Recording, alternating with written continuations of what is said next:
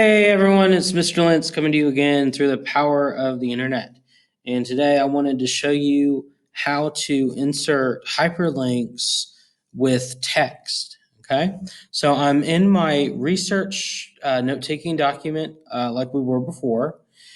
And this time I have actually found a source that I actually want to use in my research. And this is the palmetto bug web page from the online South Carolina Encyclopedia, because everyone likes these little buggers, right?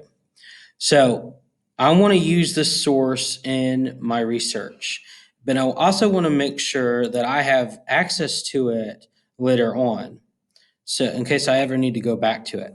So the first thing I'm going to do is I'm going to, in my research note-taking sheet, add the title. So I know that this source is titled the palmetto bug. Okay. Now what I can do, so I can always access my source again, is I'm going to go here to the web page. I'm going to go up to the URL and I'm going to copy it.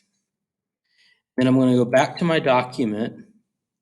I'm going to highlight the title that I just created. Now from here you can do two things. You can right click and hit link and then paste the link in that way, or you can go up to insert link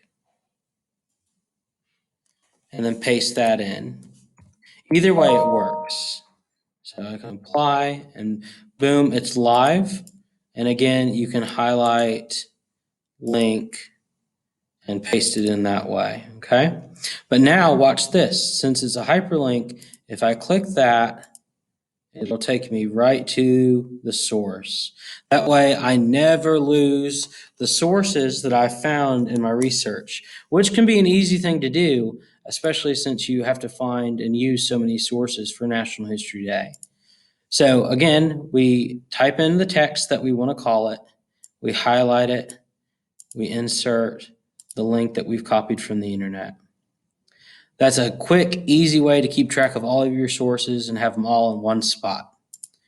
So feel free to watch this video again if you need help or send me an email. I'll see you in the next one.